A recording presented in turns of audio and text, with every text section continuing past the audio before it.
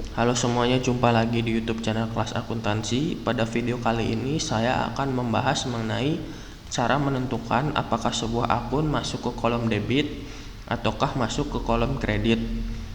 Pedoman ini sangat penting untuk teman-teman pahami jika teman-teman ingin menyusun jurnal umum. Nah, tabel pedoman dasarnya adalah sebagai berikut. Saya telah menyusun tabel ini sebanyak 3 kolom yang terdiri dari nama akun, bertambah atau berkurang. Nah, misalkan ada akun harta.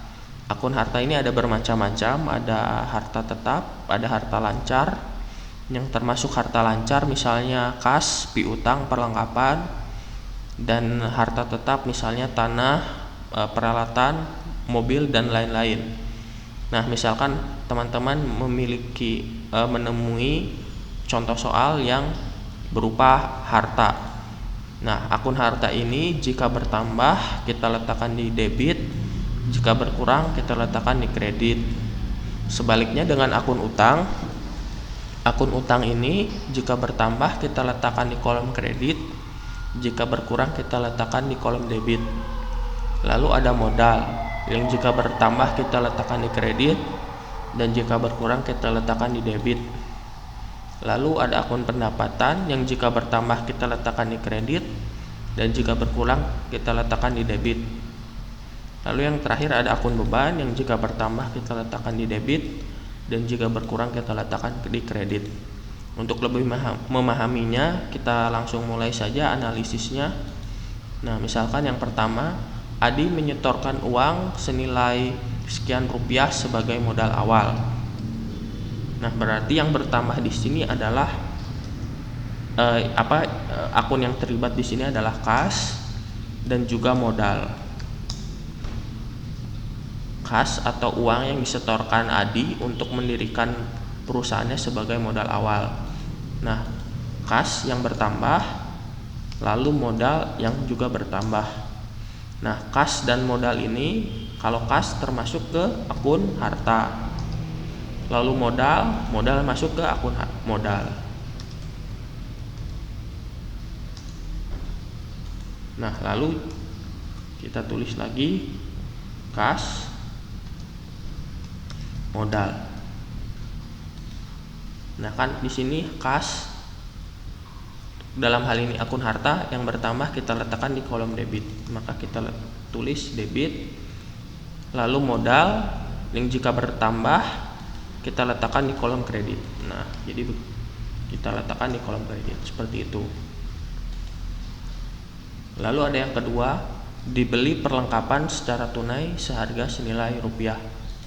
Nah, perlengkapan dibeli yang awalnya tidak memiliki perlengkapan lalu memiliki perlengkapan. Jadi perlengkapannya bertambah.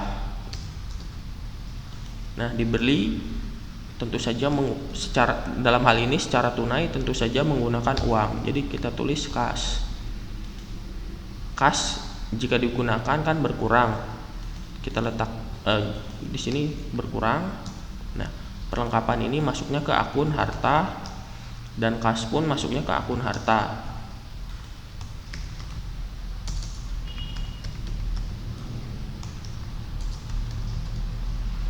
Nah, perlengkapan ini jika bertambah masuknya ke kolom debit dan kas berkurang masuknya ke kolom kredit. Seperti itu. Lalu yang ketiga ada dibeli peralatan kantor secara kredit dengan harga senilai sekian rupiah.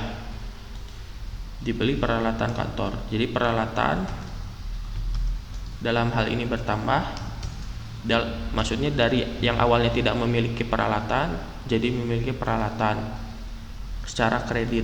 Berarti yang terlibat adalah utang. Utangnya juga bertambah. Peralatan masuknya ke akun harta dan utang masuknya ke akun utang.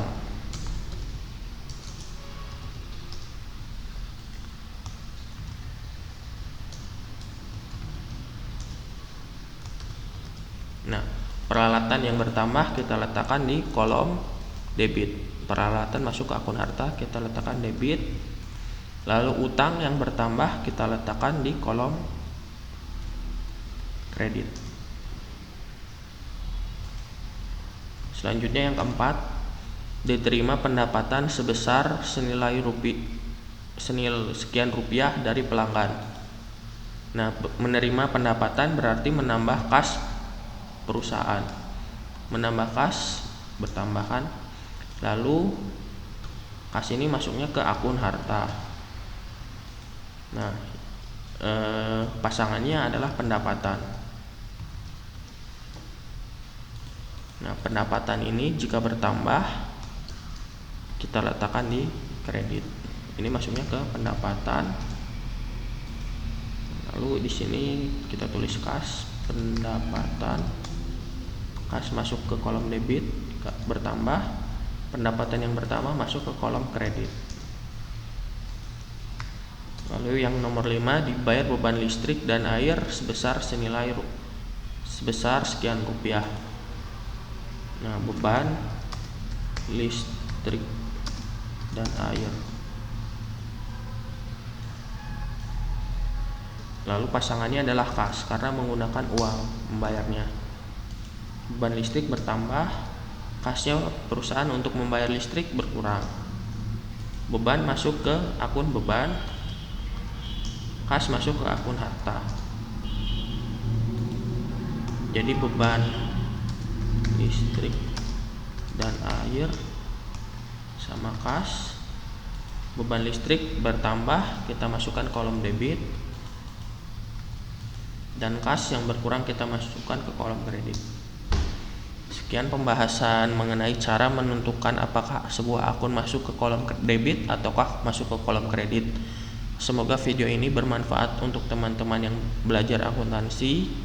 Terima kasih telah menonton dan jangan lupa subscribe YouTube channel Kelas Akuntansi.